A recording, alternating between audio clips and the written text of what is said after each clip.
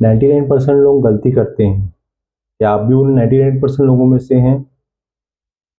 आप सोच रहे हो मैं किस 99% किस गलती की बात कर रहा हूँ, कौन 99 लोगों की बात कर रहा हूँ? डरिए मत, मैं आज बता ही देता हूँ तो किस चीज़ के बारे में बात कर रहा हूँ। तो आज मैं बैंकिंग से रिलेटेड बात करना चाहूँगा आपसे। तो बैंक अकाउंट में कितने पैसे रखें कि, और उसमें हिडन रूल्स हैं क्या हैं जो 99% लोग जानते नहीं हैं, तो उसके बारे में डिस्कस करते हैं। अगर आप बैंक में बहुत ज़्यादा पैसे रखते हैं तो भी प्रॉब्लम है, कम पैसे रखते हैं तो भी प्रॉब्लम है। तो फिर इसमें सच क्या है? बैंक अकाउंट में अगर पैसा आप कितना रखना चाहिए, आपका क्वेश्चन हो सकता है, डाउट हो सकता है इस चीज़ में। 10 लाख रुपए से ज़्यादा पैसे रखें या ना रखें? 50 लाख बैंक में रखना डेंजरस है क्या? और क्या बैंक आपका पैसा फ्रीज भी कर सकता है? तो इन सवालों का जवाब आज मैं आपको दूंगा इस वीडियो में। और जो तीसरा वाला क्वेश्चन है उसका जवाब तो वो बहुत बेस्ट है, तो आप उसके लिए लास्ट तक वीडियो देखिएगा, तो आपको बहुत मजा आएगा और आपको वो इंटरेस्टिंग फैक्ट्स पता चलेंगे बैंकिंग से रिलेटेड, कि बैंकिंग में पैसा रखना सेफ है या नहीं सेफ है, फायदेमंद है या फायदेमंद नहीं है। तो उससे रिलेटेड मैं आज आपसे बात करना चाहूंगा। चलिए स्टार्ट करते हैं। तो पहला टॉपिक बैंक से रिलेटेड है, बैंक अकाउंट का रियल पर्पस।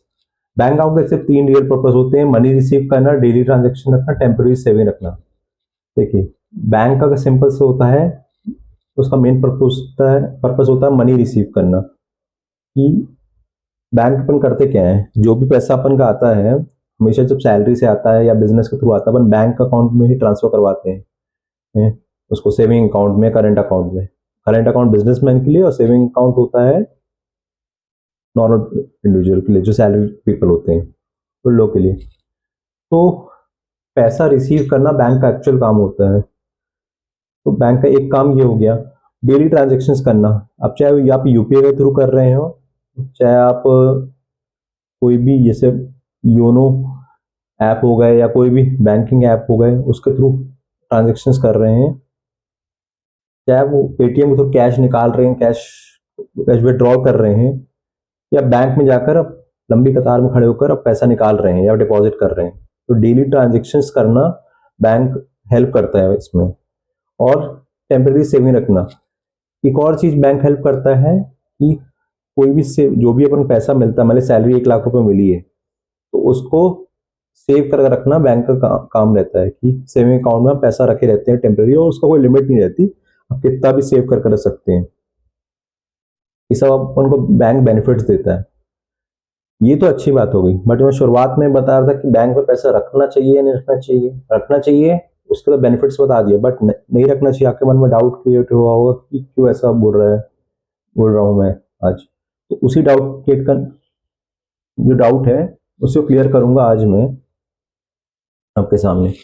देखिए, आपने बहुत सारी न्यूज़ सुनी होगी कि बैंक में 10 लाख रुपए से ज़्यादा अमाउंट नहीं रखना चाहिए।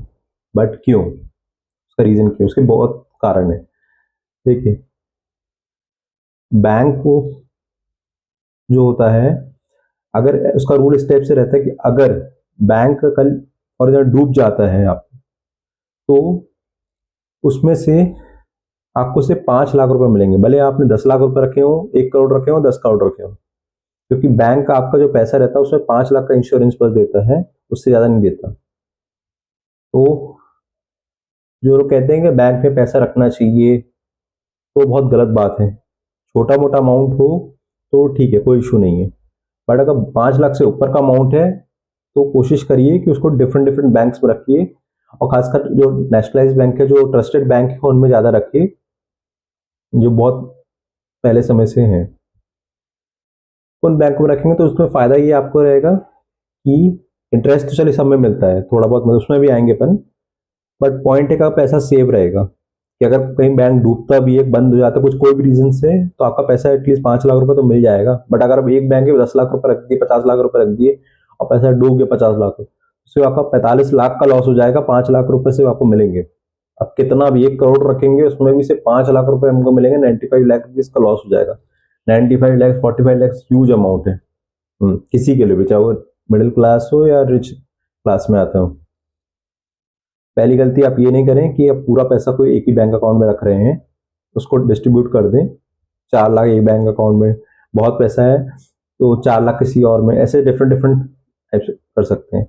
बट आपके दिमाग में ऐसा आ रहा होगा कि अब मान लीजिए मेरे पास 1 करोड़ रुपए है, तो क्या मैं देखो इतने सारे बैंक में अकाउंट में खुलवा लूँ क्या ट्रांजेक्शन? नहीं।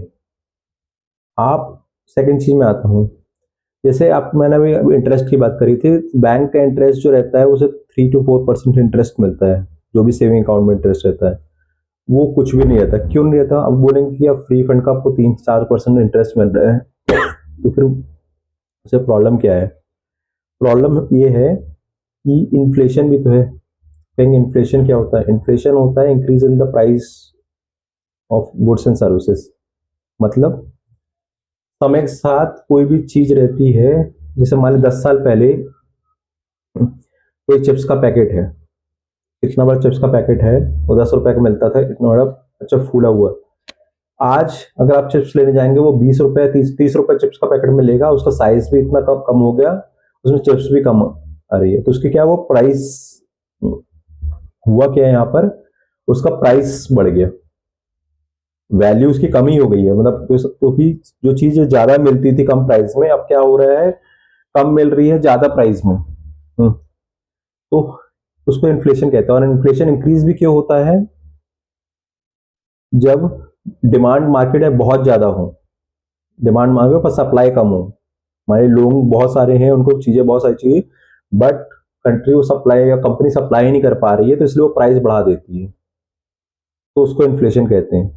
अब इन्फ्लेशन किसी भी चीज में हो सकता है, चाहे वो कार खरीद रहे हो, घर खरीद रहे हो, कपड़े खरीद रहे हो, बुक्स खरीद रहे हो, कंप्यूटर खरीद रहे हो, मोबाइल खरीद रहे हो, लैपटॉप खरीद रहे हो, कुछ भी खरीद रहे हो, सब में इन्फ्लेशन आता है, सबके प्राइस इंक्रीज होते रहते हैं, क्योंकि डिमांड बहुत है, सप्लाई कम है, क्योंकि लोग पॉपुलेशन कंटिन्यूसली बढ़ती जा रही है, बट उतने रिसोर्सेस नहीं है कि फुलफिल डिमांड कर सके प्रॉपरली, इसलिए प्राइस इंक्रीज होती है। तो अगर आप बैंक में जब पैसा रखेंगे तो इन्फ्लेशन बढ़ रहा है 5, 6, 7% से, और इसमें इंटरेस्ट कितना मिल रहा है बैंक से? 3 या 4% से। तो कंपैरिजन करें, मान ली 6% अगर आपको इन्फ्लेशन है और 4% मिल रहा है, फिर भी 2% का लॉस है आपको बैंक में पैसा रखना। कोई समझदारी वाला काम नहीं है बैंक में पैसा रखना। बट जो रिच क्लास लोग होते हैं, जो समझदार लोग होते हैं, जिनकी कल भी मैं बात भी किया था, उन लोग क्या करते हैं, उन लोग जो मेरा अभी मैं डिस्कस कर रहा था कि क्या बहुत सारे बैंक अकाउंट ओपन कर लें, वो प्रैक्टिकली पॉसिबल नहीं है, और आप पागल हो जाएंगे ये चीज करेंगे तो उन लोग क्या करते हैं, वो पैसा मोस्टली स्टॉक्स में, म्यूचुअल फंड्स में, या डिफरेंट डिफरेंट इन्वेस्टमेंट्स में, इंश्योरेंस की स्कीम्स हो गई, वहाँ पर फिक्स डिपॉजिट हो गया, इस तरह डिफरेंट इन्वेस्टमेंट्स में पैसा लगाते हैं। तो उसमें क्या दो चीज होती है, एक तो डाइवर्साइड डाइवर्सिफिकेशन ऑफ फंड्स हो जाता है, तो उसमें क्या होता है कि अगर जब डिफरेंट जगह करेंगे तो आपका रिस्क रहता है वो भी कम रहता है, कि वहां पर डूबने के चांसेस है ना, हमारे शेयर मार्केट हो गया कहीं पर भी, वहां पैसे डूबने। बट अगर डिफरेंट फंड्स में लगाएंगे पैसा, डिफरेंट स्टॉक्स में, डिफरेंट इन्वेस्टमेंट में पैसा लगाएंगे, तो होगा क्या कि आपका रिस्क थोड़ा कम हो जाएगा, फर्स्ट चीज है, और आपका पैसा भी ग्रो करेगा, जो कि यहाँ पर ग्रो नहीं हो रहा था। वहां पर आप रिस्क है बट रिवॉर्ड भी बहुत अच्छा है, तो कि वहाँ 10% 8% का इंटरेस्ट, तो इन्फ्लेशन अगर 4 5 6% इन्फ्लेशन है और 10% रिटर्न मिल रहा है, तो भी आपको 5% या 4% प्रॉफिट है। कहाँ 2% लॉस, कहाँ 5% प्रॉफिट, तो आप प्रॉफिट चीज वाली चीज में करेंगे ना। ऊपर से आपका पैसा भी सेव रहता है अगर आप डिफरेंट डिफरेंट चीज गए। और सेकंड चीज, आपको बैंक में रखने से है तो आपको, आप सोच रहे हैं कि आपको रिस्क नहीं लेना है शेयर मार्केट का, जैसे स्टॉक्स में, म्यूचुअल फंड नहीं करना है, आपको सेफर साइड में खेलना है, जैसे जैसे मैंने पुराने वीडियो में डिस्कस किया था, फिक्स डिपॉजिट और रिकरिंग डिपॉजिट, आरडी और एफडी के बारे में, आपको वो भी करना है। तो वो उसमें भी यही क्लॉज आता है कि अगर आप 5 लाख से ऊपर कर रहे हैं तो फिर अगर बैंक डूबा ना तो आपको पैसा नहीं मिलेगा। बट अगर आप इसमें अगर 2-3 बैंक में अगर आप ओपन करवा लेते पैसा इस टाइप से, और कोई भी कुछ ऐसे बैंक हैं जो 40-40 साल से, मैं किसी बैंक का नाम नहीं लूंगा यहाँ पर, 40 साल, 50 साल, 30 साल, 20 साल से हैं, अच्छे अच्छे बैंक हैं, चाहे वो प्राइवेट हो चाहे गवर्नमेंट बैंक हो, उनमें अगर ज्यादा अमाउंट डिपॉजिट करवाते हैं, एफडी करवाते हैं, आरडी कराते हैं, तो उसमें फायदा एक चीज हो जाएगा आपको, कि आपको इंटरेस्ट रेट जो मिल रहा है एफडी में 7%, 8%, 7% मिल रहा है, 7.5% मिल रहा है, आरडी में भी इस तरह 7, 7.5%। और यहाँ पर क्या है, इन्फ्लेशन है 5% है, तो फिर भी आपको 2% प्रॉफिट है।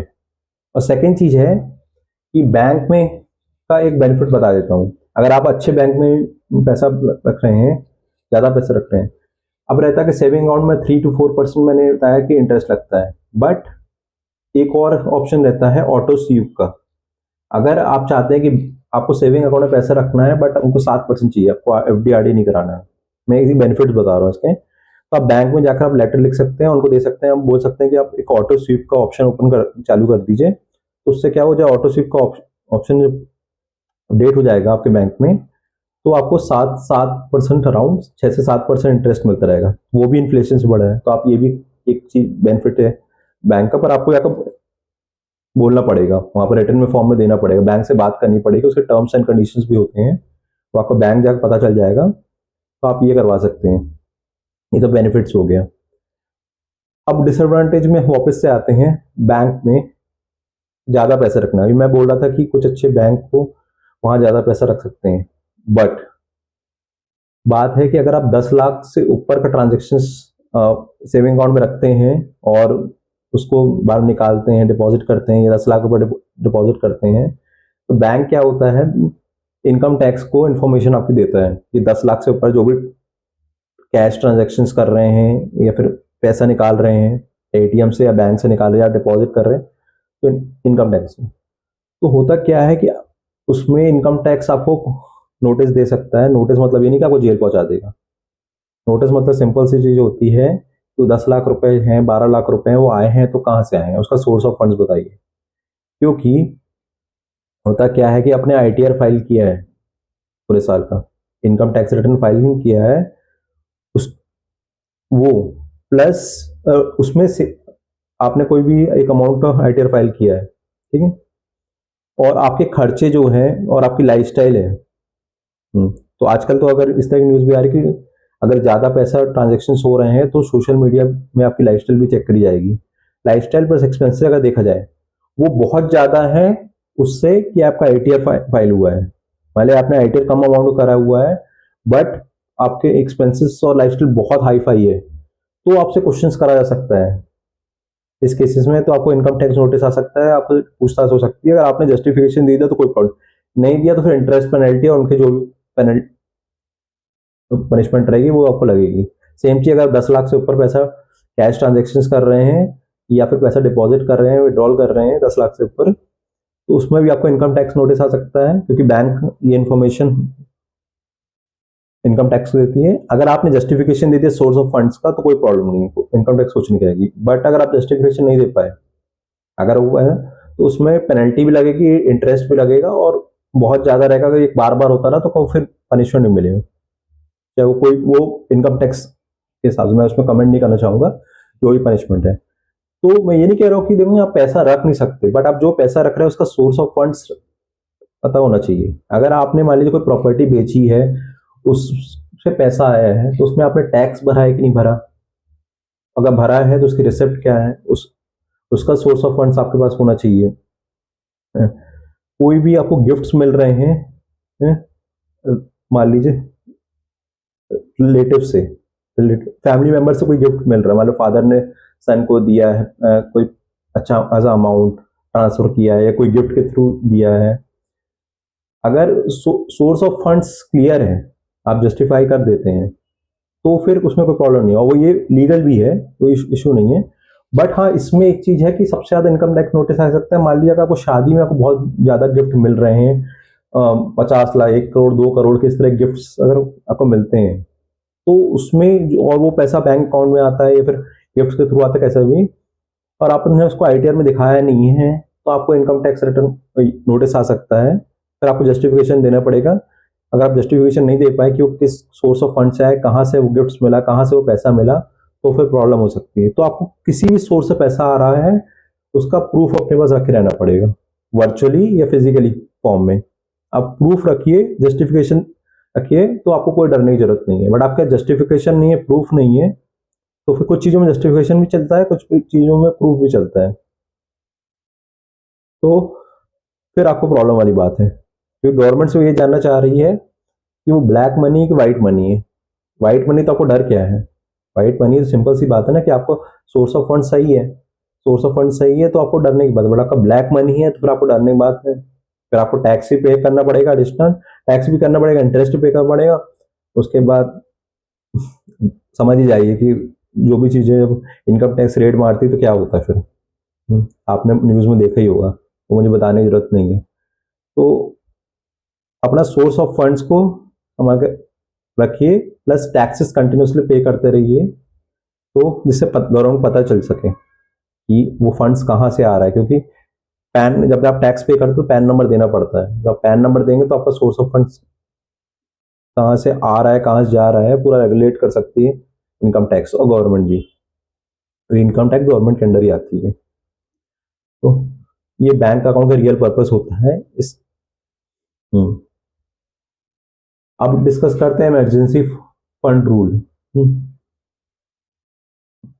बात है कि इमरजेंसी फंड, ये बैंक में जो पैसा रखना है मोस्टली वो इसी कारण से होता है, इमरजेंसी फंड रूल के पॉइंट ऑफ व्यू से ही बनाया गया है। बैंक में पैसा रखना कोई इन्वेस्टमेंट के रूप में नहीं होता है, क्योंकि मोस्टली लोग ऑटो स्वीप नहीं कराते हैं, नॉर्मल सेविंग अकाउंट में 2 to 3% रखते हैं पैसा, और वो लिक्विडिटी के रखते हैं। आप कहेंगे लिक्विडिटी क्या होती है? लिक्विडिटी होते हैं कोई भी एसेट्स को कैश में कन्वर्ट किया जा सके, या कैश भी एक एसेट्स है, कैश को हार्ड कैश में या ऑनलाइन कैश में कितनी जल्दी ट्रांसफर करा जा सके, उसको लिक्विडिटी कहते हैं। कितनी इजीली कन्वर्ट हो सके शॉर्ट पीरियड ऑफ टाइम में, उसको लिक्विडिटी कहा जाता है। तो बैंक आपको फैसिलिटी देता है लिक्विडिटी की। तो आप क्या करिए, मान लीजिए आपकी 50,000 रुपये सैलरी है, उसका 6 टाइम्स पैसा जो भी है, मान लीजिए 3 लाख रुपए, इतना पैसा आप रखिए इमरजेंसी फंड के लिए। इमरजेंसी फंड में आपका जो ईएमआई कट रहा है, चाहे डेली ट्रांजेक्शन्स करना हो, जो भी मंथली एक्सपेंसेस रहते हैं उसमें, इमरजेंसी वाले हों या नॉन इमरजेंसी वाले, या कोई फंड के लिए हो, किसी भी चीज़ के लिए हो, सब कुछ इमरजेंसी फंड में आ जाएगा, सारा पैसा रखना। मान लीजिए आपकी सैलरी बहुत अच्छी है, मैं तब बता रहा हूँ 3 लाख रुपए, मान लीजिए कि 5-10 लाख रुपए महीने की सैलरी है, तो फिर उसमें से 3 लाख रुपए आप इस तरह बैंक में रख सकते हैं। बाकी पैसा को, जैसे मैंने इन्वेस्टमेंट्स बताया था पुराने वीडियोस में भी और अभी भी डिस्कस कर रहा था, आप उसको इन्वेस्टमेंट में लगा सकते हैं। क्योंकि आप, जैसे बताया कि आप ज़्यादा पैसा रखेंगे तो आपका बैंक अगर डूब गया तो प्रॉब्लम हो सकती है, और आप इन्वेस्टमेंट्स करेंगे तो वहाँ ग्रो भी होगा और वो थोड़ा सेफ भी रहता है लॉन्ग टर्म में, वहाँ भी खतरा रहता है। बट अगर आप डाइवर्सिफाई करके रखेंगे म्यूचुअल फंड्स में या डिफरेंट डिफरेंट स्टॉक्स में, तो कहीं डूबेगा कहीं बढ़ेगा, तो ऐसी कोई सिचुएशन आएगी जहां पर आपको प्रॉफिट अच्छा हो सकता है लॉस को माइनस कर। और लॉन्ग टर्म में अगर आप 10 साल 20 साल के रखते हैं या 15 साल के रखते हैं कोई स्टॉक्स को, तो उसमें उसकी वैल्यू बढ़ने के आसार भी बहुत ज़्यादा रहते हैं। तो इसलिए मैं ये बोलना चाहूँगा कि बैंक में सिर्फ और सिर्फ इमरजेंसी फंड रखिए, जो आपके बेसिक एक्सपेंसेस रहते हैं, ईएमआई है उसके लिए, ना कि आप इसको इन्वेस्टमेंट टाइप से सोचें। इन्वेस्टमेंट के लिए करना है, डायरेक्टली आप इन्वेस्टमेंट्स करिए, चाहे वो स्टॉक्स हो, कंपनी के स्टॉक्स हो गए, या में करना हो, एफडी आरडी किसी में भी करना हो, वो आपकी मर्जी है। आपको गाइडेंस चाहिए तो गाइडेंस आप ले सकते हैं अपने नोन ट्रूथ से, नोन पीपल लोगों से, जो फाइनेंशियल एडवाइजर्स हैं। बट आप मोस्टली 3 लाख से ऊपर अगर अमाउंट है आपके बैंक अकाउंट में, 3 लाख तक आप रखिए, बाकी पैसा को ट्रांसफर कर दीजिए इन्वेस्टमेंट्स में। तो एक इमरजेंसी फंड रूल होता है।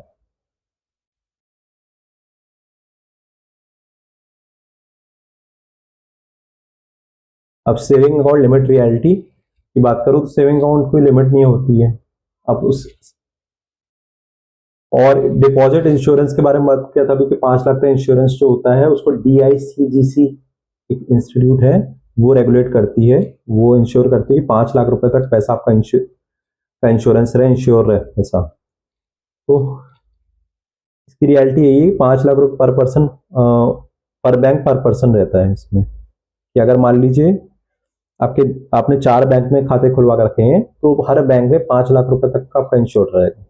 ऐसा नहीं कि टोटल बात कर रहा हूँ, 5 लाख रुपए पर बैंक, 4 बैंक का 20 लाख रुपए तक का पैसा सेव रहेगा। तो आप यही करिए कि अगर मान लीजिए 20 लाख रुपए है, तो 5 5 5 5 4 बैंक में कर दीजिए, तो आपका ये रहेगा कि चारों बैंक में पैसा सेव रहेगा, चारों डूब भी गए तो भी चारों का पैसा मिल जाएगा आपको। ना कि आप 20 लाख रुपए एक ही बैंक में रख दें और डूब जाए तो उसे 15 लाख का लॉस और 5 लाख रुपए मिल रहे हैं, आप कुछ भी नहीं कर सकते। क्योंकि DICGC है जो, उसने क्लियरली बोला है कि 5 लाख रुपए तक से बैंक इंश्योर कर सकती है।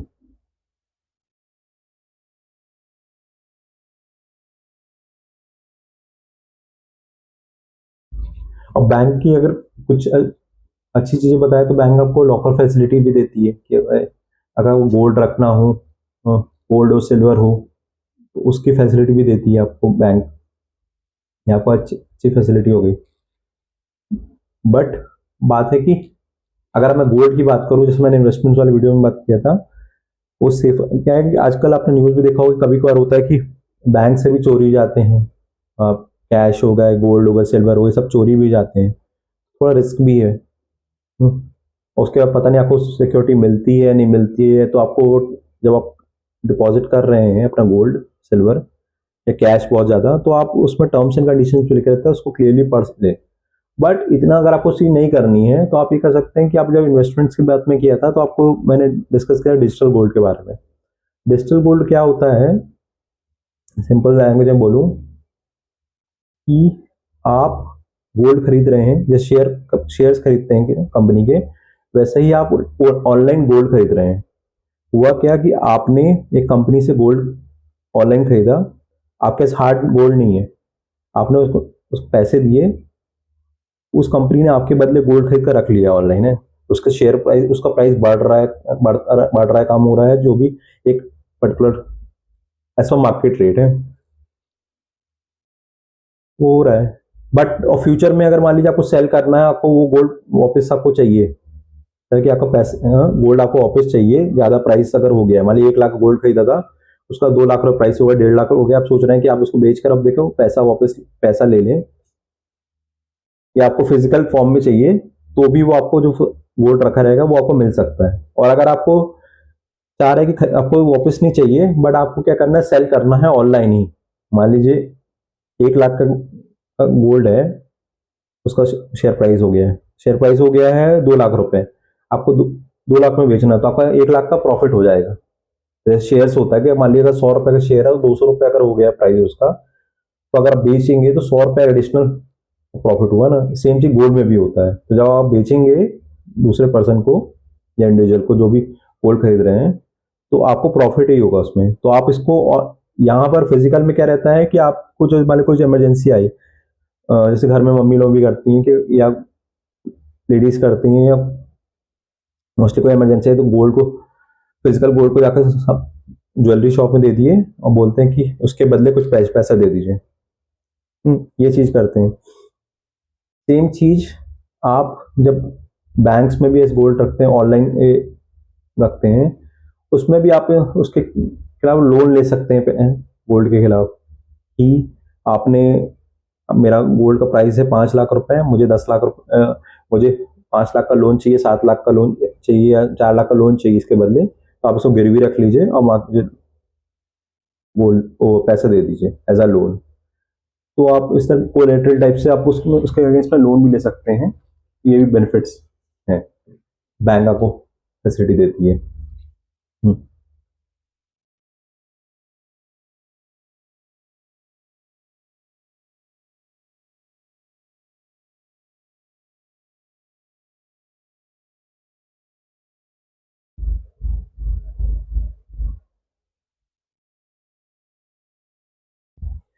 अब आते हैं कि where rest of the money should go. तो अब जैसे मैंने ऑलरेडी डिस्कस कर चुका है कि मान लिया अगर 50,000 सैलरी है, इंटू 6 करेंगे तो 3 लाख रुपए तक अमाउंट जो भी है, मतलब आप कंटिन्यूस सेव कर रहे हैं, 3 लाख रुपए तो आपने सेव कर चुका, तो उस सेविंग अकाउंट में रख सकते हैं 3 लाख रुपए। But rest of the amount जो भी है आप उसको इन्वेस्टमेंट्स आप कहाँ कर सकते हैं, म्यूचुअल फंड्स में कर सकते हैं, इंडेक्स फंड्स में कर सकते हैं, एफडी में कर सकते हैं, बॉन्ड कर सकते हैं, रिटायरमेंट इन्वेस्टमेंट्स कर सकते हैं। रिटायरमेंट इन्वेस्टमेंट्स मतलब सिंपल सी होता है कि कुछ कुछ, चाहे वो इंश्योरेंस में इन्वेस्टमेंट्स हो या नॉर्मल इन्वेस्टमेंट्स हो, कि इस तरह की पॉलिसीज रहती हैं, इन्वेस्टमेंट पॉलिसी रहती हैं कि आप एक पर्टिकुलर अमाउंट तक पैसा दीजिए, उसके बाद आपको कंटिन्यूसली कुछ पैसा आपके 50 ईयर्स 60 ईयर्स एज तक कंटिन्यूसली एक अमाउंट मिलता रहेगा विद इंटरेस्ट। उसको रिटायरमेंट पॉलिसीज कहा जाता है, रिटायरमेंट इन्वेस्टमेंट पॉलिसीज जो इंश्योरेंस कंपनीज भी देती है, और आप वैसे भी अगर लेने जाएंगे फाइनेंशियल इंस्टीट्यूशन से, बैंक भी प्रोवाइड करेगा आपको। तो आप जाकर बैंक भी पता कर सकते हैं इसके बारे में। फिक्स डिपॉजिट के बारे में बता ही चुका था। फिक्स डिपॉजिट्स क्या होता है कि पर्टिकुलर अमाउंट, मैंने ऑलरेडी वीडियो बनाया है इसके ऊपर, बाकी मैं एक शॉर्ट में बता देता हूँ। फिक्स डिपॉजिट सिंपल चीज होती है कि आपके पास 1 लाख रुपए लमसम अमाउंट है, आपको क्या करना है, आपको एक उसका अच्छा खासा इंटरेस्ट भी चाहिए और आपको डायरेक्टली बैंक में डिपॉजिट करना है। तो आप सिंपल से आप ऑनलाइन भी कर सकते हैं ऐप के थ्रू, या फिर बैंक में जाकर भी कर सकते हैं। आप क्या बोलेंगे बैंक को कि मुझे 1 लाख रुपए डिपॉजिट करना है और मुझे इंटरेस्ट भी चाहिए, तो लोग उसकी एफडी बना देंगे 1 साल की, 10 साल की बना सकते हैं, 5 साल की बना सकते हैं, 6 महीने की बना सकते हैं, 1 महीने की बना सकते हैं। तो शॉर्ट ड्यूरेशन लॉन्ग ड्यूरेशन की एफडी होती है। वो आपकी एफडी बना देंगे 1 साल की, उसमें 7%, 7.5%, 6% जितने का भी इंटरेस्ट रेट पर्टिकुलर बैंक दे रही है वो आपको इंटरेस्ट मिल जाएगा। बट आपको एफडी में मैंने एक चीज डिस्कस नहीं करी थी, वो आज मैं करता हूँ। कई लोग कहते हैं 10 साल की एफडी वन शॉट बना देते हैं कि या 1 साल की बनाए, तो मैं सजेस्ट ये करूँगा, जितना मुझे नॉलेज है, आप लोग क्या करिए, मान लीजिए 1 लाख रुपए की एफडी कर रहे हैं, 10 साल करना है, तो 10 साल करिए, पर एक वन शॉट नहीं करिए। अब 1 लाख की एफडी करिए, जैसे ही वो एक साल कंप्लीट होता है, 1 लाख की एफडी 1 साल की, तो उसमें जब आप ऐप में जाते हैं तो फिर रिन्यू का ऑप्शन इस टाइप से रहता है कि आपको प्रिंसिपल इंटरेस्ट अपने ऑटोमेटिक रिन्यू हो जाएगा, मतलब एक और एफडी नेक्स्ट ईयर क्रिएट हो जाएगी, और इंस्टेड ऑफ वो पैसा बैंक में आने का। तो क्या होगा, 1 साल जब भी आप नोटिस करेंगे कि आप एक साल की अगर एफडी जब बना रहे हैं तो उसमें जो इंटरेस्ट मिल रहा है वो भी ज्यादा मिल रहा है, इंस्टेड ऑफ आप 10 साल की एफडी एक साथ बना दें। आपको पर वो नहीं करना है कि एफडी को निकाल कर पैसा 1 साल में पैसा जो भी मिला, 1,07,000 मिला, आपने 1,07,000 निकाल लिया, फिर से नई एफडी बनाया, फिर 1 साल बाद फिर पैसा निकाले, फिर नई एफडी, ये नहीं करना है।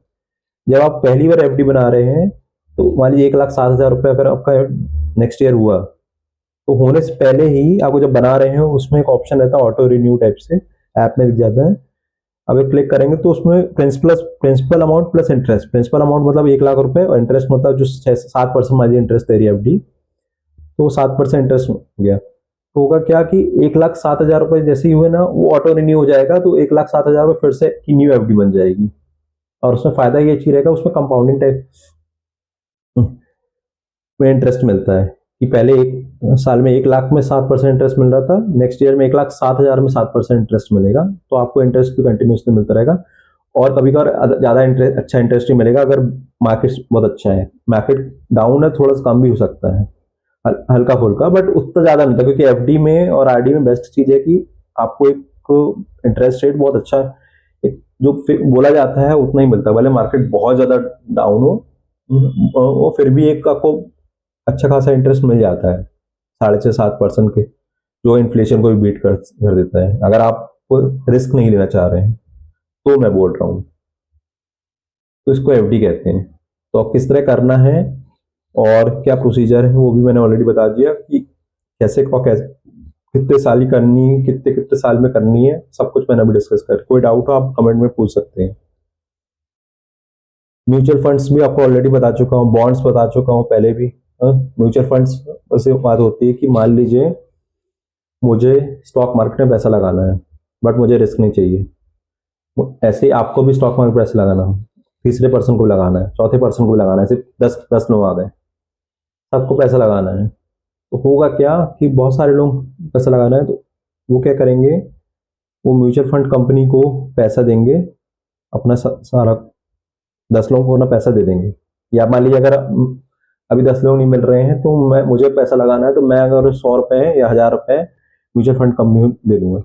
अब म्यूचुअल फंड कंपनी क्या करेगी, instead of normal company stocks में आप इन्वेस्ट कर रहे हैं, कि वो क्या करते हैं कि आपको एक पर्टिकुलर कंपनी का स्टॉक खरीदते हैं, अगर वो बढ़ा तो आपका प्राइस बढ़ जाएगा स्टॉक का, बट प्राइस अगर कम हुआ तो आपको लॉस भी हो जाएगा, वो नेगेटिव में भी जा सकता है। बट म्यूचुअल फंड्स में क्या होता है, वो एक कंपनी में इन्वेस्ट नहीं करता का पैसा, वो कम से कम 20, 30, 40, 50 कंपनी में इन्वेस्ट कर देंगे तो उसमें फायदा क्या रहेगा? देखिए, एक कंपनी में अगर प्रॉफिट हुआ, डबल हुआ, तो आपका पैसा भी डबल, डबल हुआ माइनस में, नीचे गया पैसा, तो भी वहां नेगेटिव में पैसा चल जाएगा, मतलब जीरो से भी कम पैसा कि आपको अपने अकाउंट से पैसा पे करना पड़ेगा अगर आप निकाल लेते हैं, निकालना चाहें तो वो प्रॉब्लम हो जाएगा, अकाउंट नेगेटिव हो जाएगा।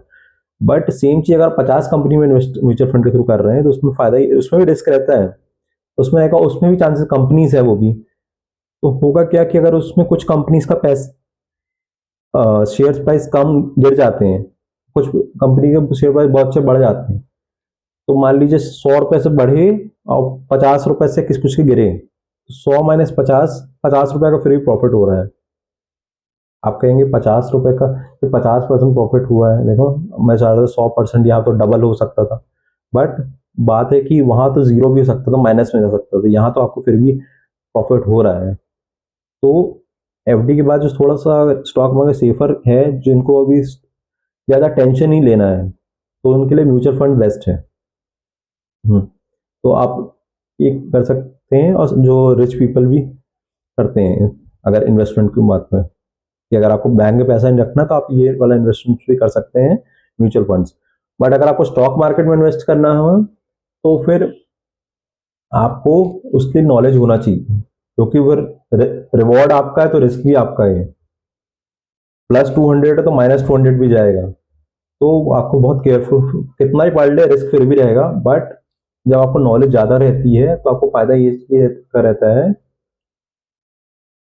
कि आपका जो रिस्क रहता है वो थोड़ा सा कम हो जाता है, क्योंकि आप नॉलेजेबल चीज कर रहे हैं, आंख बंद करके तीर नहीं चला रहे हैं। तो आपको इसका ध्यान रखना कि आप उसको नॉलेज लें फाइनेंशियल एडवाइजर से, प्लस खुद भी न्यूज़ चैनल देखते रहें, पेपर पढ़ें, बुक्स पढ़ें स्टॉक मार्केट रिलेटेड, प्रैक्टिस करें, छोटे छोटे अमाउंट से प्रैक्टिस करें। उसके बाद ऐसा नहीं है कि मान लीजिए अगर मैं बोलूँ कि आपको समुद्र में आपको तैरना है तो आप डायरेक्ट समुद्र में कूद जाएंगे क्या? ऐसा नहीं है ना, समुद्र छोड़िए, अगर आपको एक स्विमिंग पूल में भी को तैरना, तो आप बीच में जाकर तैरने की कोशिश करें तो आप डूब जाएंगे।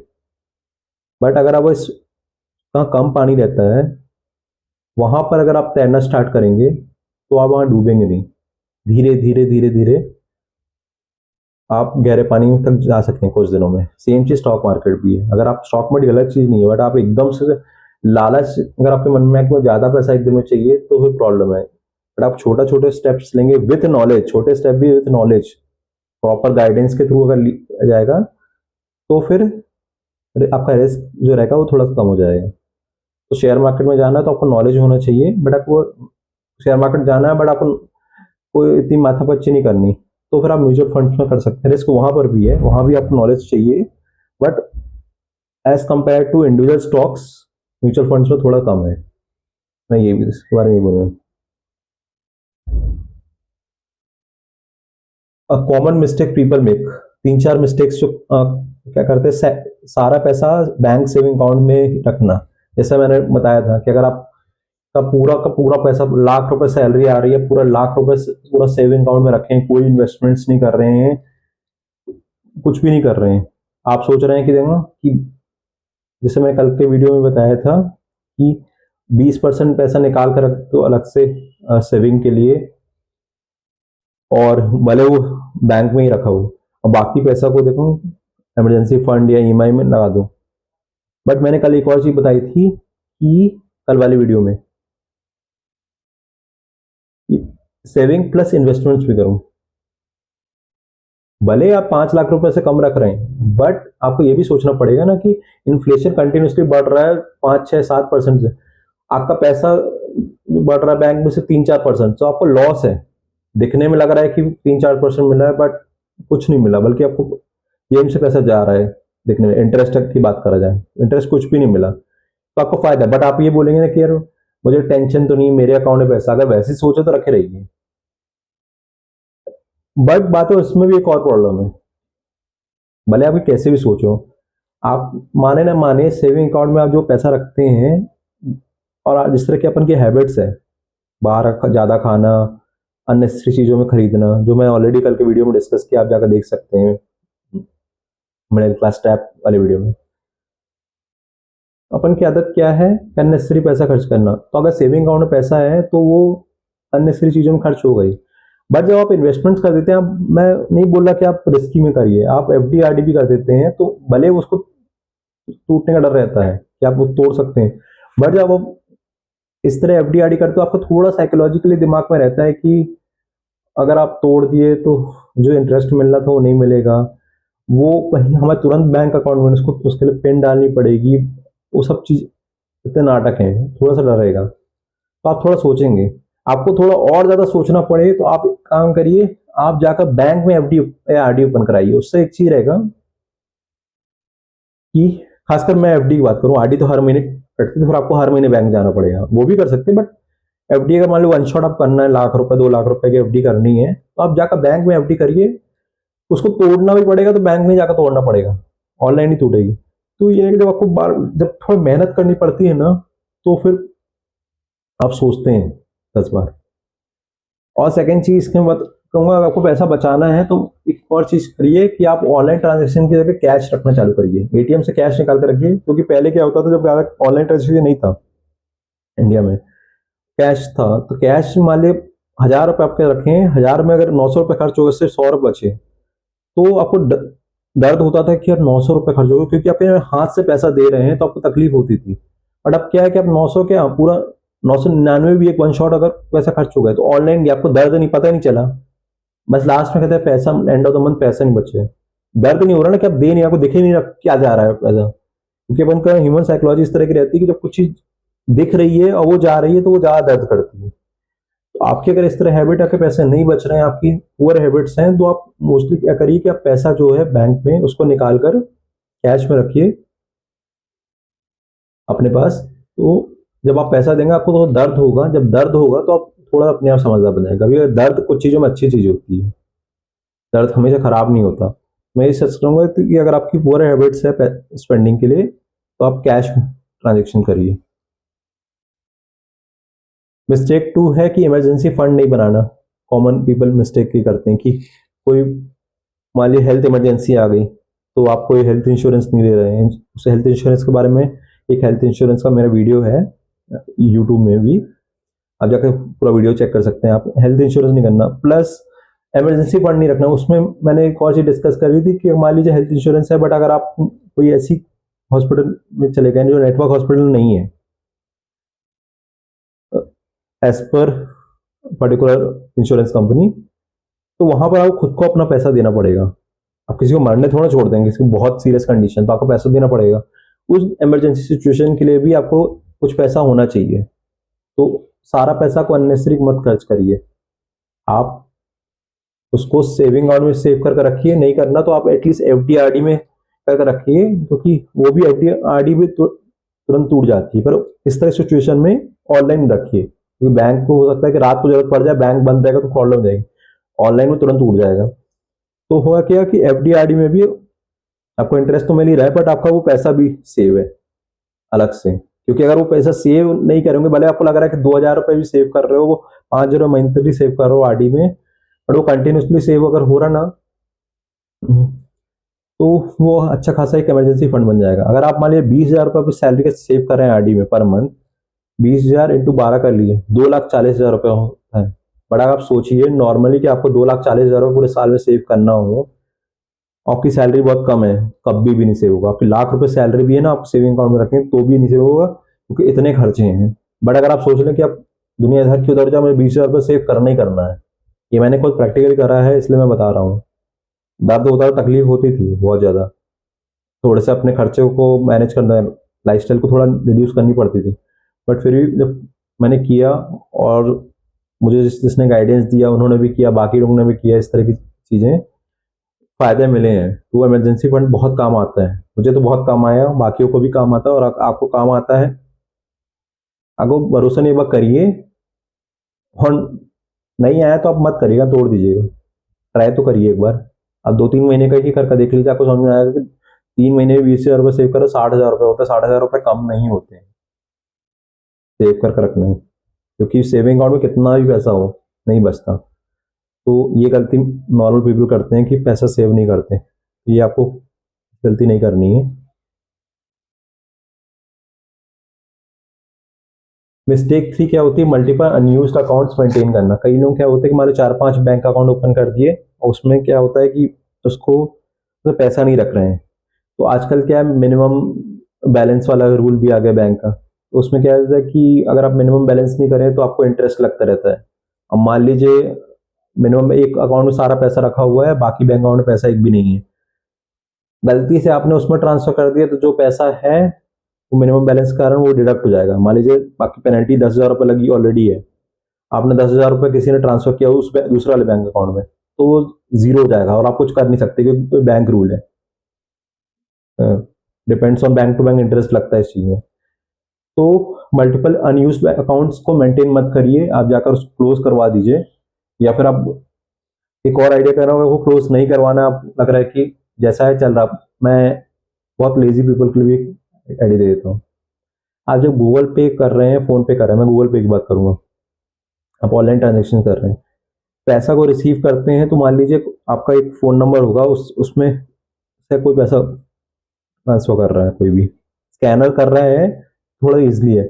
बट अगर कोई कहीं और से पैसा ट्रांसफ़र कर रहा है, तो जब आप बैंक सेलेक्ट करते हो ना गूगल पे में, तो वहाँ पर एक प्राइमरी अकाउंट होता है, एक सेकेंडरी अकाउंट होता है। मतलब 2 बैंक है आपके हैं, एक प्राइमरी अकाउंट में ज़्यादा पैसा है, सेकेंडरी अकाउंट में एक भी पैसा नहीं है रखते हैं। और सेकेंडरी अकाउंट इस तरह का है कि वहाँ पर पेनल्टी लगने के चांसेस बहुत है। तो आप क्या करिए, जहाँ पर ज़्यादा पैसा आता है आपका, जहाँ ट्रांजेक्शन जाता है, उसको प्राइमरी अकाउंट कर दीजिए। गूगल पे में जाएंगे तो वहाँ ऑप्शन रहते हैं, उसको प्राइमरी अकाउंट कर दीजिए। तो उसमें क्या रहेगा, पैसा जब भी कोई भी नंबर्स में पैसे पेमेंट करेगा तो उसी में अकाउंट में आएगा। और गलती से अगर आपने सेकेंडरी अकाउंट जहाँ पैसा नहीं रहता, जहाँ पर पेनल्टी लग सकती है, उसको अगर प्राइमरी अकाउंट कर दिया गूगल पे फोन पे में, तो पैसा हमें सेकेंडरी अकाउंट में जाएगा, और सेकेंडरी अकाउंट में एक बार पैसा गया तो आपका पैसा लॉस गया, फिर आप कुछ भी नहीं कर सकते, आप किसी को कंप्लेन करिए कुछ नहीं, क्योंकि वो बैंकिंग रूल है। अगर आप मिनिमम बैलेंस नहीं रखेंगे तो आपको प्रॉब्लम होगी। तो अब मैं यही बोलूंगा, या तो आप उसको कैंसिल करा दीजिए, मतलब जाकर बंद करवा दीजिए बैंक, अनयूज्ड बैंक्स हैं, बैंकिंग एप्स हैं, या फिर डिफरेंट बैंक्स में अगर आपने अकाउंट ओपन करा उसको बंद करवा दीजिए अगर आप पैसा नहीं रख रहे हैं। या फिर अगर आपको नहीं करवाना तो ये भी एक स्ट्रेटजी है कि अगर आप ऑनलाइन पेमेंट करते हैं तो जहाँ ज़्यादा पैसा रख रहे हैं जिस बैंक अकाउंट में, गूगल पे में जाकर उसको प्राइमरी अकाउंट कर दीजिए, और जहाँ पैसा बिल्कुल नहीं रख रहे हैं तो उसको सेकेंडरी अकाउंट कर दीजिए। सेकेंडरी अकाउंट एक बार आपने कर दिया तो होगा क्या, कोई भी अगर आपके नंबर में भी पेमेंट कर रहा है तो आपके जाकर डायरेक्टली प्राइमरी अकाउंट में पैसा आएगा। प्राइमरी अकाउंट मतलब जहाँ पर जिसको भी आपने बनाया, मतलब प्राइमरी अकाउंट वो है जहाँ पर ज़्यादा पैसा है, तो आपको कोई लॉस नहीं है, कोई भी इंटरेस्ट नहीं कट रहा है, क्योंकि आप मिनिमम बैलेंस तो रख रहे हैं, उससे ज़्यादा ही पैसा रख रहे हैं वहाँ पर। ये भी एक टेक्निक हो गई। अब मिस्टेक 4 की अगर मैं बात करूँ, ट्रांजेक्शन रिकॉर्ड मेंटेन नहीं करना। अब होता क्या है कि जब हमारे पास कैश था, मान ली 10,000 रुपये सैलरी, 50,000 सैलरी आ रही है, कैश में जब पैसा आता था, मैं ऑनलाइन आता था बट हम लोग उसको कैश में निकालते थे, ऑनलाइन फैसिलिटी नहीं थी। बैंक से पैसा, हम एटीएम से जाकर पैसा निकाल लेते थे। तो घर में क्या होता था कि उसका एक एक बजट बना कर रखते थे कि इतना पैसा इस चीज़ में खर्च होगा, इतना पैसा इस चीज़ में खर्च होगा। बट अब क्या हो गया है कि हम लोग ऑनलाइन हो गया तो दर्द होता नहीं, इतना जोमेटो में जा रहा है, इतना अदर एक्सपेंसेस में कंटिन्यूसली पैसा पेमेंट कर रहे हैं हर जगह, बट हम कोई रिकॉर्ड नहीं रख रहे हैं। दिख रहा है गूगल पे में है बट हम लोग का ध्यान ही नहीं देते हैं, कौन ध्यान दे, ठीक है ऑनलाइन जा तो रहा है, एंड ऑफ द मंथ पैसे बचते नहीं है, तो यहाँ बजटिंग वाली चीज़ हो ही नहीं पाती। तो मेरा सजेशन ये रहेगा कि अगर आप ट्रांजेक्शन कर भी रहे हैं, एक महीने आपने करा, आपका पैसा नहीं बचा, तो आप जाकर गूगल पे की हिस्ट्री, फोन पे की हिस्ट्री हो गई, या फिर अगर बैंक में भी ऐप में जो गूगल पे फोन पे टाइप की फैसिलिटी देता है कि ट्रांजेक्शन करने की, वो वहाँ जाकर आप उस ट्रांजेक्शन हिस्ट्री में जाकर चेक करेंगे किस में कितना पैसा खर्च हो रहा है।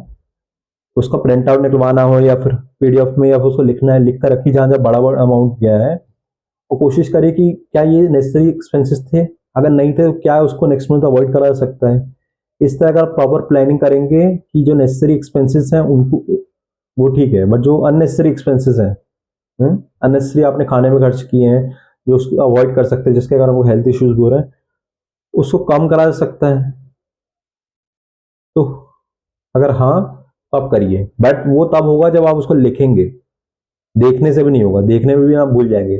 जो भी है आप एक एक चीज लिखिए कि 50,000 में अगर 40,000 रुपये खर्चे हो रहे हैं, 45,000 खर्चे हो रहे हैं, और एक एक ट्रांजेक्शन 5-5 हज़ार 10-10 हज़ार रुपए के भी खर्च हो रहे हैं। तो जो 5 हज़ार 10 हज़ार 2 हज़ार रुपए के ट्रांजेक्शन है, बड़े बड़े ट्रांजेक्शन है, वो क्यों खर्च हो रहा है? भले वो छोटा ट्रांजेक्शन भी खर्च हो रहा है तो पहले बड़े वाले चेक करिए असेंडिंग ऑर्डर में कि बड़े वाले ट्रांजेक्शन का अमाउंट चेक करिए कि वो वाला पैसा किस में जा रहा है, क्या वो नेसेसरी में गया है कि अननेसेसरी चीजों में गया है। अननेसेसरी में गया है तो आप ट्राई टू अवॉइड कर नेक्स्ट मंथ, और छोटे वाले अमाउंट गए 100-200 रुपए भी गए हैं तो उसको भी देखिए कि वो नेसेसरी में गया है कि अननेसेसरी में गया। लग रहा है कि 100-200 रुपए, क्योंकि अगर मैं बात करूं कि 20-20 रुपए भी अगर कट रहे हैं, 10-10 रुपए कट रहे हैं, तो उसमें भी ध्यान दीजिए। तो क्या होता है कि आप मान लीजिए पूरे महीने 20 रुपए की चाय पी रहे हैं डेली, आप हैं 20 रुपए की चाय, तो 20 दो टाइम का क्या हुआ, 40 रुपए, 40 × 30 कितना हो गया, 1200 रुपए। 1200 रुपए आपके सिर्फ चाय में जा रहे हैं।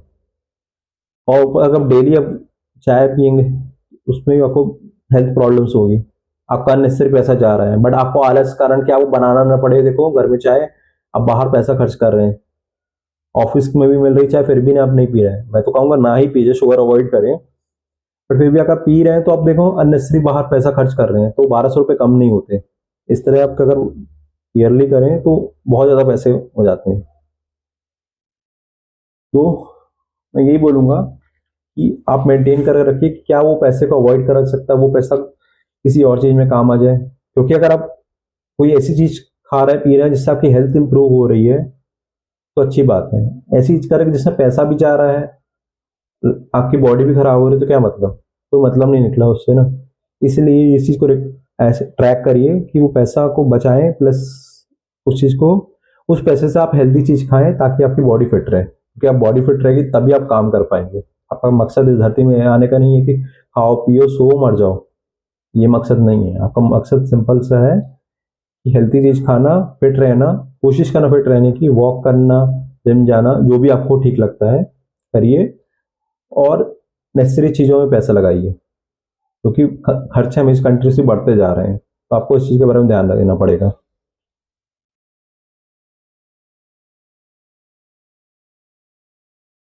और सिंपल रूल अगर मिडिल क्लास का बात करूँ तो उसमें मिडिल क्लास लोगों के लिए सबसे बेस्ट रूल क्या है, 20% सेविंग रखना चाहिए, 30% इन्वेस्टमेंट्स रखना चाहिए, और 50% एक्सपेंसेस रखना चाहिए। इसमें भी सबसे पहले जब पैसा आता है तो आप डायरेक्टली 30%, जैसे बोला जा रहा है कि 30% की इन्वेस्टमेंट्स आप डायरेक्टली कर दीजिए पहले, तो उसके बाद आप 20% की सेविंग करिए। सेविंग को इन्वेस्टमेंट्स करिए, सेविंग्स आप उसमें बैंक में भी पैसा रख सकते हैं, या आपको लिक्विडिटी वाला सेविंग करनी है, एफडी आरडी करना है, उसमें भी कर सकते हैं ऑनलाइन ऐप, या फिर बैंक में जाकर कर सकते हैं। और इन्वेस्टमेंट्स की बात करूं तो आपको लैंड बिल्डिंग खरीदने में या गोल्ड खरीदने में जो लॉन्ग टर्म इन्वेस्टमेंट्स होते हैं, या स्टॉक्स में पैसा इन्वेस्ट करना, उस टाइप के इन्वेस्टमेंट्स करना है तो वो भी आप कर सकते हैं। पर सबसे पहले इन्वेस्टमेंट्स करिए। सेकेंड, आप लिक्विडिटी फंड के लिए, चाहे वो एफ डी आर डी हो या बैंक में पैसे रखना हो, वो 20% सेविंग करिए। वैसे एफ डी आर डी भी इन्वेस्टमेंट्स होता है, बट उसको टाइप ऑफ सेविंग भी मैं इसलिए बार बोल रहा हूँ क्योंकि वो लिक्विडिटी है, वो तुरंत लिक्विडेट हो सकता है, इसलिए मैं टाइप ऑफ सेविंग उसको बोल रहा हूँ, बट एक्चुअल में वो इन्वेस्टमेंट ही है। तो आप कर सकते हैं 20% सेविंग, और 50% जो रहेंगे वो खर्चे के लिए निकालिए। खर्चे में आपका जो भी ई एम आई खर्चा हो गया, जो भी मंथली ई एम आई जा रही है, ग्रॉसरी हो गया, कपड़े खरीदना हो गया, घूमने फिरने का खर्चा, जो भी खर्चे रहते हैं 50% खर्चे के लिए अमाउंट निकाल कर अलग से रख दीजिए। ये चीज हो गई।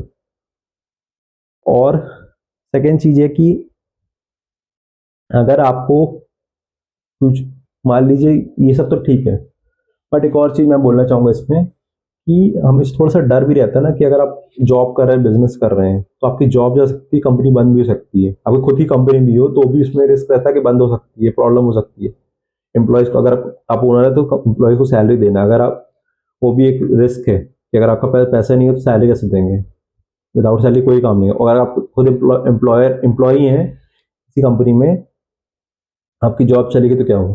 तो मिनिमम 6 मंथ्स टू 1 ईयर का इमरजेंसी फंड रखिए, ताकि आपको कोई जॉब लॉस होता, कोई प्रॉब्लम होती है, इमरजेंसी आती है, तो आपके पास उतना पैसा होना चाहिए। 6 मंथ 1 ईयर, उससे ज़्यादा तो बहुत अच्छी बात है कि आप उस पीरियड में सर्वाइव कर सकें। तो खाली ऐसा नहीं कि कोई हेल्थ के इश्यू आए तभी, नॉर्मल में भी सर्वाइव करने के डेली चाहे आपकी जॉब रहे या ना रहे, आपका ईएमआई तो ईएमआई देना ही पड़ेगा, डेली एक्सपेंसेस देना ही पड़ेगा। इसलिए 6 मंथ्स टू 1 ईयर है, उससे ज़्यादा का अगर आप इमरजेंसी फंड रखते हैं इन चीज़ों के लिए भी, तो ही बहुत अच्छी बात है। क्योंकि इमरजेंसी फंड भी डिफरेंट डिफरेंट टाइप के होते हैं। इन्वेस्टमेंट्स जो रहते हैं जिसके बारे में बात किया था, वो इसलिए कह रहा था कि आप जब इन्वेस्टमेंट्स करते हैं, कि अगर वो 1,000 रुपये का इन्वेस्टमेंट कर रहे हैं, वो इन्वेस्टमेंट 2,000 का हो गया, तो जो 1,000 रुपये प्रॉफिट हुआ है, अगर जब आप उसको ब्रेक डाउन करेंगे, तोड़ेंगे, और मान लीजिए 2,000 रुपये मिले, होगा क्या कि आपको इमरजेंसी सिचुएशन में 1,000 रुपये आप वो जो प्रॉफिट हुआ है उसको यूज कर सकते हैं। आपका प्रिंसिपल अमाउंट जो आपने लगाया था पहले, वो फिर भी वहीं का वहीं रहेगा। आपके इन्वेस्टमेंट्स के फायदे ही रहते हैं। बट अगर आप सेविंग अकाउंट में रखे रहेंगे खाली, पूरा का पूरा पैसा वो खर्च हो गया, तो आपका पैसा को सेव भी नहीं हुआ, इमरजेंसी फंड में भी कुछ नहीं हुआ, जॉब चली गई तो आप कहीं के नहीं रहेंगे, ना घर के ना घाट के। इसलिए इन्वेस्टमेंट्स करना बहुत जरूरी होता है। रिस्क इन्वेस्टमेंट्स के लिए आप थोड़ा नॉलेज रखिए, और सेफर इन्वेस्टमेंट्स के लिए थोड़ी बहुत नॉलेज हो, छोटी नॉलेज हो, एफडी आरडी के लिए आप कर सकते हैं। बैंक से आकर पूछेंगे तो वो भी बता देंगे। इन्वेस्टमेंट कर चुके हैं ऑलरेडी, मैं इसका वीडियो बना चुका हूँ, इन्वेस्टमेंट्स का वीडियो यूट्यूब में है। अश्वनी अकाउंटिंग सिंप्लीफाइड चैनल है मेरा, चैनल का नाम, आप जाकर वहाँ देख सकते हैं।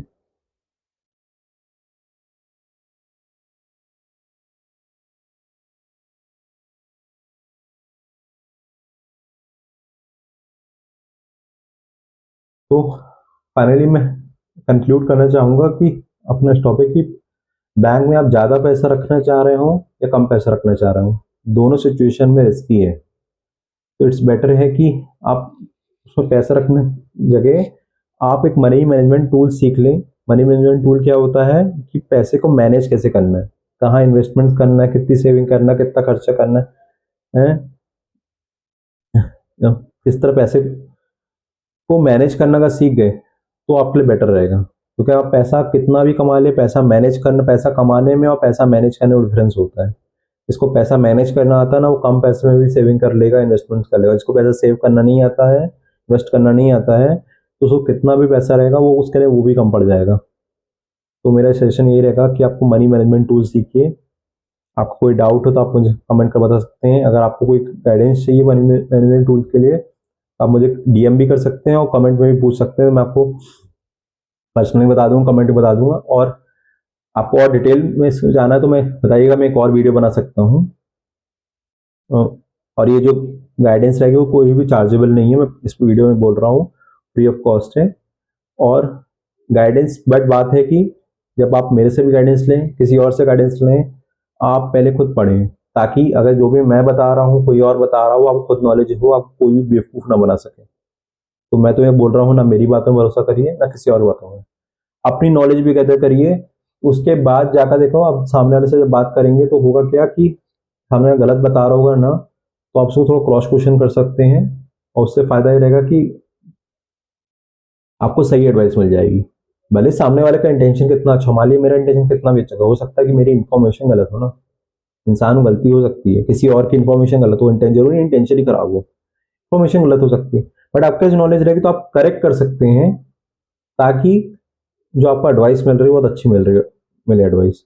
कितना भी, कोई भी कितना ट्रस्टवर्दी हो, कितना अच्छा एडवाइजर हो, तो ब्लाइंडली ट्रस्ट किसी पर नहीं करना हो, चाहे मैं हूं या कोई भी हो इस दुनिया में। चाहे वो रिलेटिव हो, जो आपका पर्सनल एडवाइजर हो, या मार्केट में आपको फाइनेंशियल एडवाइजर मिल रहा हो, या मैं हूं या कोई भी हो, लड़िए नहीं, आर्ग्यूमेंट मत करिए, अपनी नॉलेज गैदर करिए फैक्चुअल इंफॉर्मेशन के थ्रू, उसमें जाकर बात करिए। आपको एडवाइस फिर उस लगेगा उससे ट्रस्टवर्दी लेना चाहिए तो लीजिए, नहीं लेना चाहिए एटलीस्ट इन्फॉर्मेशन गैदर कर लीजिए। इन्फॉर्मेशन 5-6 लोगों से बात करके इन्फॉर्मेशन गैदर करिए। आपको लगता है आप खुद इन्फॉर्मेशन गैदर करने के बाद, आप प्लस आपकी खुद की नॉलेज भी है, उसके बाद आप कोई स्टेप लेना चाह रहे हैं खुद खुद के थ्रू ही, तो आप लीजिए, कोई प्रॉब्लम नहीं है। बट कहीं पर भी शेयर मार्केट में पैसा लगा रहे हैं, तो अगर आप बिना एडवाइस के सिर्फ अपने नॉलेज लिए सबसे और फिर इन्वेस्टमेंट्स कर रहे हैं शेयर मार्केट्स में, बहुत छोटे अमाउंट से करिए। और मैं यही बोलूंगा म्यूचुअल फंड्स के थ्रू ही जाइए। तो mutual fund as compare to stocks जो होते हैं कंपनी खरीदना, थोड़ा सेफर रहता है, वो भी बहुत छोटे अमाउंट, 500 रुपये हो गए, उससे आप चालू करिए हर मंथ। तो उससे क्या है कि आपका रिस्क थोड़ा कम रहेगा। अगर 500 रुपये डूब भी गए ना तो उतना रिस्क नहीं रहेगा। बट आप डायरेक्टली 10,000 रुपये, 20,000, 50,000 रुपये लगा देंगे म्यूचुअल फंड्स में भी, और डूब गए तो प्रॉब्लम्स रहेगा। तो क्योंकि जब म्यूचुअल फंड्स कंपनी के ऐड भी आते हैं तो वही बोलते हैं एड्स में कि mutual funds subject to market risk, तो all read all documents carefully. तो ये क्लियरली उसमें मेंशन किया रहता है कि आपको कोई भी डॉक्यूमेंट साइन कर रहे हैं, कहीं भी एडवाइस ले रहे हैं, तो उनसे प्रूफ मांगिए कि आप बोल रहे हैं तो उसका प्रूफ क्या है। विदाउट प्रूफ नहीं। कोई भी अगर मान लीजिए कोई एडवाइस देता है, कोई इस तरह कुछ पोस्ट देखता है आपको फेसबुक में, चैनल, मेरे चैनल में, कहीं पर चैनल देखे, तो आप पूछिए उनसे। अगर आपको नहीं पूछना तो आप एक काम कर सकते हैं, आप जाकर चैट जीपीटी में उस पोस्ट को कॉपी करके पूछिए और उसमें ये सब भी डालिए, is this information 100% accurate, if not please share the accurate information. 100% accurate है। कंटिन्यूसली पूछते रहिए, पूछते रहिए। मैं तो यही करता हूँ, कंटिन्यूसली पूछते रहिए। अब इस तरह के स्टेज में आ जाएंगे कि फाइनली आपको करेक्ट इन्फॉर्मेशन मिल जाएगी। प्लस उसमें आप सोर्स ऑफ इंफॉर्मेशन पूछें, किस सेक्शन के हिसाब से, किस पर्सन गवर्नमेंट अथॉरिटी ने ये चीज बोली गई है, वो डिटेल्स भी दो विथ लिंक्स, सब कुछ। तो वो भी आपको चैट जीपीटी डिटेल्स प्रोवाइड कर देगी। उसको थोड़ा रीड करिए, समझिए, फिर कोई डिसीजन लीजिए। कहीं पर भी कोई भी पोस्ट देखकर फेसबुक में या कहीं पर भी 100% भरोसा मत करिए, क्योंकि वो फॉरवर्डेड मैसेजेस होते हैं, वो इतना ज़्यादा वेरीफाई नहीं करता। बट आजकल एआई आ गया, तो एआई बहुत स्मार्ट है, तो आप चैट जीपीटी सबको पता है कैसे यूज़ करते हैं। तो यही मैं बोलूँगा, कोई भी इन्फॉर्मेशन वो चैट जीपीटी डालकर, ऐसा नहीं बस पूछना कि is this information correct, is this information 100% correct. बोलेंगे कि मान लीजिए है तो ठीक है, बोलेगा नहीं 50% correct, share me the 100% accurate information, ये प्रॉम्प्ट डाले। मान लीजिए 70% करेक्ट, कंटिन्यूसली डालते रहे जब तक 100% लिखा ना आ जाए। 100% जैसे ही आया, उसके बाद एक प्रॉम्प्ट डालिए कि जो मैंने अभी बताया, कि सोर्स ऑफ इंफॉर्मेशन बताइए, गवर्नमेंट की किस सेक्शन के थ्रू बोला गया है, गवर्नमेंट ने बोला है कि ऐसे ही फाइनेंशियल इंस्टीट्यूशन ने बोला, किसने बोला है, कब सेक्शन बना था, रिसेंट बना है, कोई अपडेटेड चेंजेस आए हैं उसमें।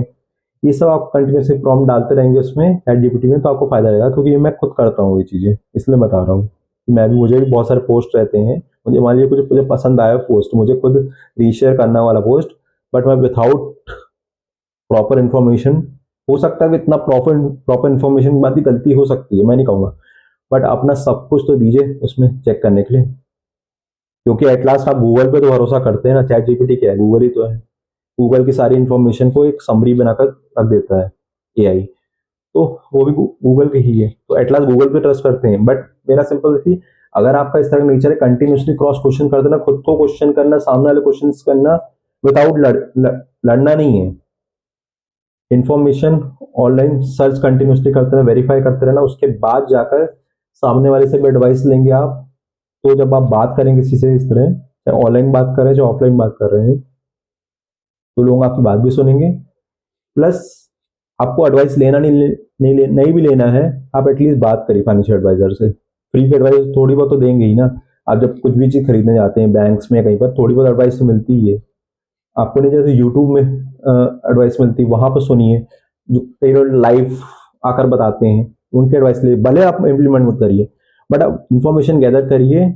वो इन्फॉर्मेशन को आप लिखिए, लिख कर वेरीफाई करने की कोशिश करिए, जैसे मैंने बोला वेरीफाई कैसे करना है, वेरीफाई करिए। उसके बाद आपको लगता है फिर भी आपको ट्रस्टेड फाइनेंशियल एडवाइजर के थ्रू अगर जाना है, तो आप जाइए। आप क्या कर सकते, 10 फाइनेंशियल एडवाइजर के पास गए, आपने सारी इन्फॉर्मेशन कलेक्ट करी, आप चैट जीपीटी में गए, वो डाले 100% एक्यूरेट, अगर इस आप पूछे कि इसमें से सबसे ज्यादा 100% एक्यूरेट इन्फॉर्मेशन किसकी है, जो ही बताया। और ये भी आपने पूरा सिचुएशन चैट जीपीटी बता दीजिए कि मैंने ये क्वेश्चन पूछा था, मुझे ये आंसर मिला था, तो क्या इन्फॉर्मेशन सही है कि नहीं है, एज पर मुझे इससे एडवाइस लेनी चाहिए कि नहीं, इस पर्सन से लेनी चाहिए, इसका ये नॉलेज था, ये था, ऐसे थोड़ा थोड़ा आपको प्रॉम्प्ट देते रहना पड़े सबके बारे में। ये आपको बेस्ट चीज लग रही है।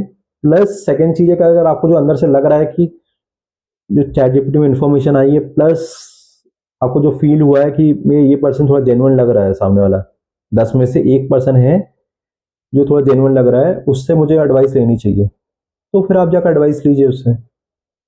बट थोड़ा सा वेरीफाई करिए, ट्रस्ट ब्लाइंडली मत करिए, चाहे मैं मेरे पर भी क्यों ना हो। क्योंकि मैं भी जो बोल रहा हूँ गूगल से, चैट जीपीटी से, कहीं से पढ़कर ही बोल रहा हूँ। हो सकता है इन्फॉर्मेशन सही भी हो सकता है गलत भी हो सकती है। कोशिश करता हूँ कि अपना 100% दूँ इस सही इन्फॉर्मेशन, पर कुछ गलती हो इसलिए तो बोलता हूँ कमेंट करिए, बताइए कि कुछ गलती क्या है। क्योंकि मेरा इन्फॉर्मेशन सिंपल है कि फाइनेंस की नॉलेज जो है उसको बहुत सिंपल लैंग्वेज में करेक्ट नॉलेज को पास ऑन करना। बट गलतियां हो सकती है तो आप गलतियां बताइए ताकि उस चीज़ को सुधारें। प्रॉब्लम क्या है, कोई गलत काम तो नहीं कर रहे ना, एक इन्फॉर्मेशन ही पास कर रहे हैं। कोई गलतियां अगर हो गई तो उसको सही कर कर फिर से सही इन्फॉर्मेशन प्रोवाइड कर दूंगा। तो अगर आप बताएंगे ऐसी आप एडवाइस करते रहेंगे मुझे भी, और मैं भी आपको एडवाइस कर रहा हूँ, तो नॉलेज भी शेयर होगी आपको और करेक्ट इन्फॉर्मेशन का आदान प्रदान भी होगा। जो बैंक, जिसमें मैंने शुरुआत किया था कि बैंक का काम क्या होता है कि पैसा को रिसीव करना या पे करने का काम जो रहता है बैंक का भी रहता है, तो वो नॉलेज भी रहती है। और सबसे नॉलेज की सबसे अच्छी बात है कि नॉलेज भी देने में और लेने में ही बढ़ती है।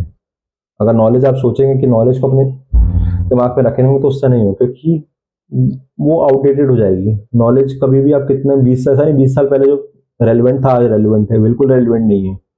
आज तो हर कुछ सेकंड्स में इंफॉर्मेशन न्यू न्यू चेंज हो रही है। तो आप जो लोगों से बात करेंगे उनकी उनकी सुनेंगे, अच्छे पॉडकास्ट देखेंगे, अच्छे वीडियोस देखेंगे यूट्यूब में, फेसबुक, अच्छे फाइनेंस रिलेटेड वीडियोस देखें, मार्केटिंग से रिलेटेड वीडियोस देखेंगे, तो आपको पता चलेगा कि किस किस टाइप से इंफॉर्मेशन है, वो एक्यूरेट है कि नहीं है, और एक्यूरेट है भी तो वो मेरे लिए कितनी बेनिफिटेड है। आपको समझ में आया कि नहीं आया है, वो भी जानना है। तो आज के लिए फिलहाल मैं इतना ही करूँगा। आपको कोई भी डाउट हो आप कमेंट करके पूछ सकते हैं। सेकेंड चीज़ है, आप मुझे इस वीडियो को लाइक कर सकते हैं, शेयर कर सकते हैं, खासकर कहीं पर भी नहीं, सिर्फ उन लोगों को जिनको फाइनेंशियल एडवाइस की ज़रूरत रहती है, जिनको फाइनेंस समझ में आता है बट बहुत सिंपल लैंग्वेज में, कॉम्प्लिकेटेड लैंग्वेज में नहीं आती, उनके साथ शेयर करिए। क्योंकि कॉम्प्लिकेटेड लैंग्वेज समझ में, कॉम्प्लिकेटेड मतलब होता है, मैं ये नहीं कह रहा हूँ कि फालतू चीज़ बोल रहा हूँ, कुछ किसी का पीएचडी वाला लेवल भी होता है। तो बहुत सारे फाइनेंस के वीडियो हैं जो पीएचडी लेवल के भी हैं, जिनको वही लैंग्वेज समझ में आती है, वो वहाँ जाकर चेक कर सकते हैं। ये पीएचडी वालों के लिए नहीं है, वो 1000% इन्फॉर्मेशन एक्यूरेट है, मैं नहीं कह रहा हूँ गलत है, बट एक लेवल होता है सबका। मैं बहुत सिंपल लेवल में समझाने की कोशिश कर रहा हूँ ये सब चीज़ें। हाई फाई वीडियो देखना है जहाँ पर लैंग्वेज थोड़ी टफ है तो आप वो वाली वीडियो देख सकते हैं। बट जिनको सिंपल लैंग्वेज, टफ लैंग्वेज समझ में नहीं आती, खासकर जो फाइनेंस बैकग्राउंड के नहीं है बट फिर भी इंफॉर्मेशन चाहते हैं, वो मेरा चैनल फॉलो कर सकते हैं। आप मेरा यूट्यूब चैनल भी जाकर देख सकते हैं, जिसमें क्योंकि मैं फेसबुक में शॉर्ट वीडियोस डालता हूँ, लॉन्ग वीडियोस नहीं डालता। लॉन्ग वीडियोस अगर आपको ये पूरी वीडियो देखना है तो आप मेरा चैनल सब्सक्राइब भी कर सकते हैं। जैसे आपको डेली नोटिफिकेशन, अगर नोटिफिकेशन आप क्लिक करेंगे उसमें और सब्सक्राइब करेंगे तो आपको होगा क्या, आपको जब भी मैं न्यू वीडियो अपलोड करूंगा तो आपको एक नोटिफिकेशन आ जाएगा यूट्यूब की तरफ से। तो आप जाकर वहाँ पर लॉन्ग वीडियोस देख सकते हैं। और सेकंड चीज, आप मुझे फॉलो करिए और कमेंट करिए और ये बोलिए कि आपको नेक्स्ट टॉपिक कौन सा चाहिए। और आप कमेंट करते हो तो मेरा एक उत्साह बढ़ता है, तो मुझे अच्छा लगता है कि हाँ, मुझे थोड़ी मोटिवेशन मिलता है कि अच्छे अच्छे वीडियो, अच्छे अच्छे टॉपिक में न्यू न्यू वीडियोस बनाना, और थोड़ी प्रेरणा भी मिलती है कि नई वीडियोस बनाने की। तो इसलिए मैं कह रहा हूँ कि आप मेरे चैनल को फॉलो करें, और फॉलो करने का कमेंट भी आप प्लीज़ करा करें। कमेंट करने के दो रीजंस हैं कि मुझे मोटिवेशन मिलता है, पर मोटिवेशन तो एक चीज़ है। सेकेंड चीज, मैं चाहता हूँ कि जो भी इंफॉर्मेशन मैं पास ऑन कर रहा हूँ, अगर आपको डाउट हो रहा है तो विद प्रूफ आप प्लीज़ आइए पोलाइटली, पर डिस्कस करते हैं उसके बारे में, डिस्कस करेंगे। और अगर आपको पर्सनल की जगह कमेंट में डिस्कस कर लेंगे। और कमेंट में अगर आपको डिस्कस नहीं करना है तो आप उसमें कमेंट में ही लिख सकते हैं कि ये मेरा प्रूफ है, बट बात है कि मुझे डाउट है, तो आप एक और वीडियो बना सकते हैं सेम इस टॉपिक में मुझे, और थोड़ा और सिंपल लैंग्वेज में क्लैरिफाई कर दीजिए with relevant information, 100% relevant information. तो मैं अपनी पूरी कोशिश करूंगा कि रेलिवेंट इन्फॉर्मेशन के थ्रू उसको पढ़कर समझकर बहुत सिंपल लैंग्वेज में आपके लिए वीडियो बनाऊं, क्योंकि मेरा उद्देश्य यही है कि फाइनेंस को सिंपल लैंग्वेज पहुंचाना। तो मैं आज के लिए बस इतना ही, थैंक यू सो मच। तो आप प्लीज़ लाइक शेयर सब्सक्राइब करिए मेरे channel Ashwani accounting simplified. Facebook का नाम यही अश्वनी बघेल, और यूट्यूब में अश्वनी अकाउंटिंग सिंप्लीफाइड चैनल है, तो वहाँ जाकर आप सब्सक्राइब कर सकते हैं, वहाँ भी लाइक शेयर सब्सक्राइब कर सकते हैं। तो थैंक यू सो मच।